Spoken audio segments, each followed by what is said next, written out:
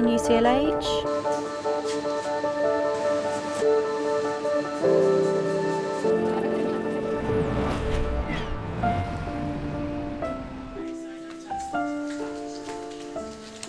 Good morning, you've got an appointment with Astrid. Yes, from I'm going to put you on a monitor, do a set of observations, and then I'll just go through everything that's happened, make sure you're happy. And what colour are the waters now? Are they still nice and clear? They've stopped. They've stopped? Yeah. Okay. What colour were they yesterday? Clear.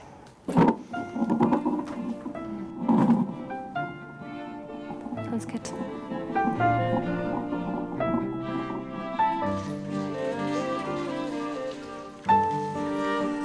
At UCLH we care for the sickest babies who require specialist ventilation and specialist gases to help them. We encourage the parents to visit as much as possible, so we do encourage the parents to come and stay and cuddle and hold their baby.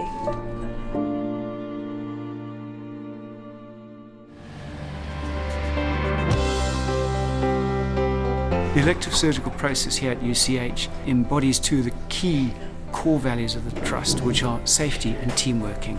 And we want our patients to have the safest pathway and our teams to be working together in the best possible way. We've invested a huge amount in getting not only top quality surgery, but safe surgery. The checklist is a 3-step process to make sure that mistakes don't happen around the time of the operation. So it promotes safer surgery. Date of birth 15/6/61. Consented for laparoscopic radical hysterectomy and bilateral salpingo-oophorectomy, signed by Martin, consented by the patient and rechecked today. Any questions, any comments? Good? Okay, everybody happy? Fantastic.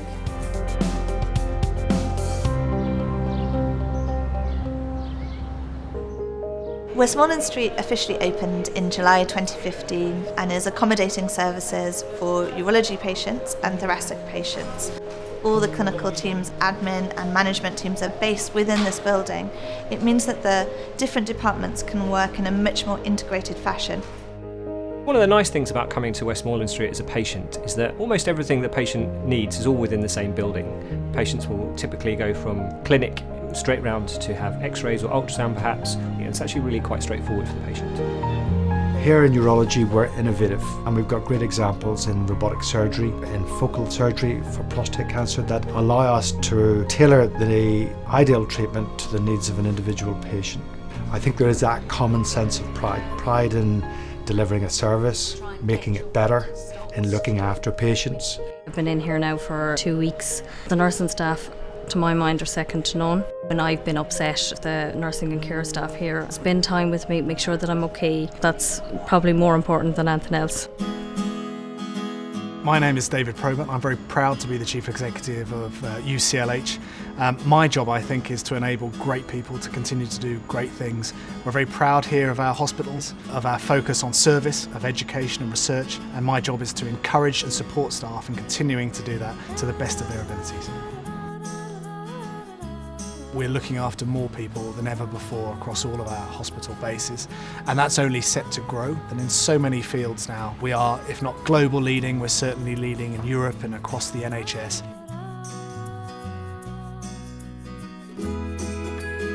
We're in the University College Hospital Macmillan Cancer Centre. We've designed this building around the needs of patients rather than the other way around.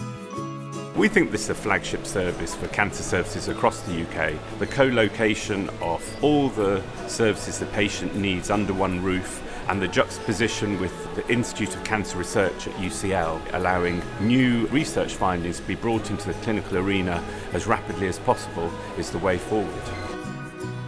Most importantly, there's a support and information service to help patients throughout the whole of their cancer journey. We've got complementary therapy from trained professionals as well. We are the Royal London Hospital for Integrated Medicine on Great Ormond Street. We have a very wide range of services that we offer, very often for common chronic conditions. All our treatments here are for supportive care, particularly to help with either physical symptoms, psychological support, or to try and help with side effects so that they can carry on with their conventional treatments.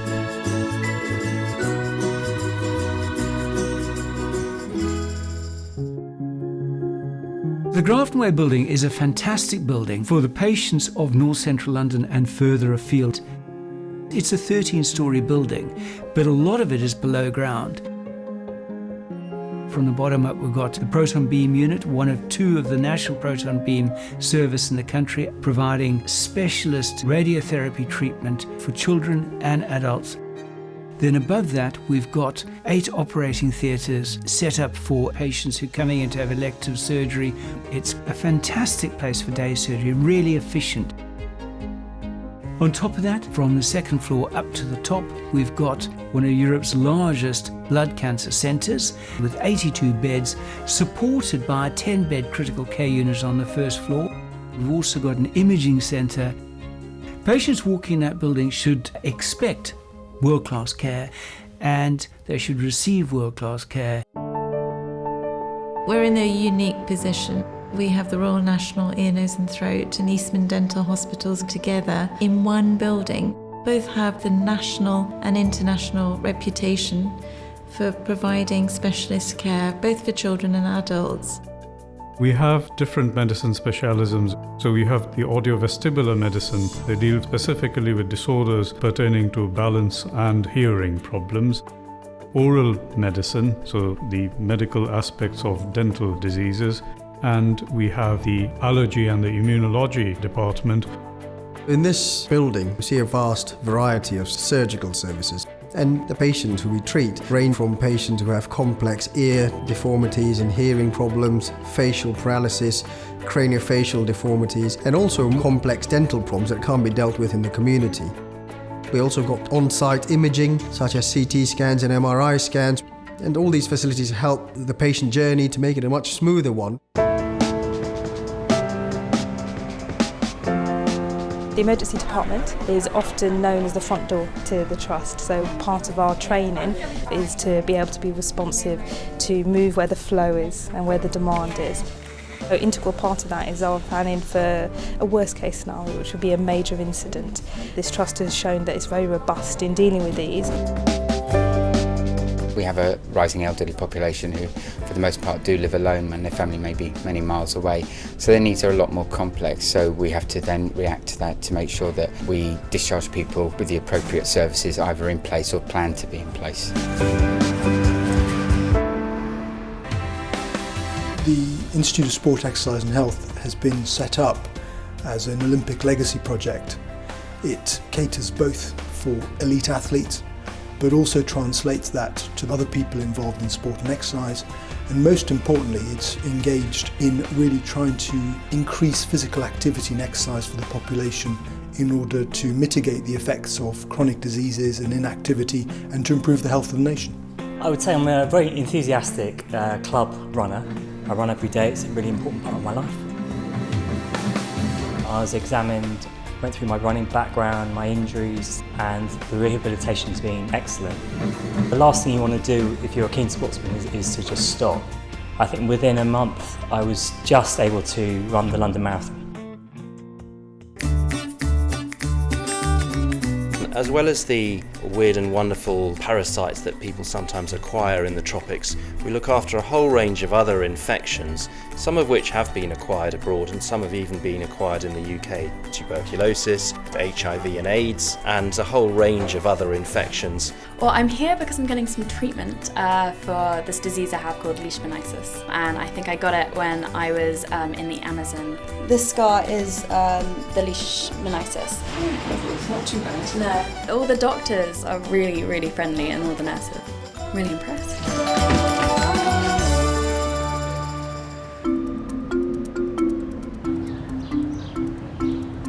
We are at the National Hospital of Neurology and Neurosurgery, and here within the Department of Neuroradiology. This facility is unique in the UK. You have surgical theatre connected to an angio room, single plane angio, which is here. And within that theatre, you have an MR. What this facility really can do is acquire images during surgery and see at what stage we are in terms of removing the tumor. The ideal outcome is significant prolongation of survival time and a significant decrease in tumor recurrence. We have a very large paediatric and young people service here at UCLH. We try and create an environment that's perhaps less clinical than you might see in an adult setting. We attend to not only the clinical needs of our patients, but we ensure that we comprehensively look after them. We're thinking about their schooling, we're thinking about the support that the family may need, and we all have that passion and that commitment to support young people.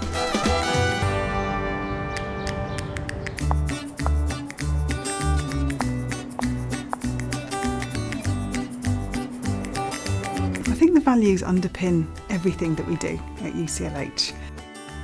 They're created by you, for us, because they mean something. And what I see at UCLH are the values are lived. You can see it in everyday practice and you can see it in everyday communication. And our patients really benefit from that.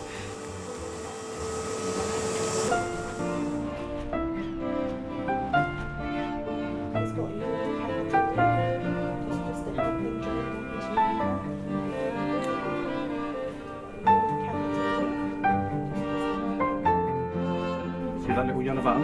Yeah. You press that,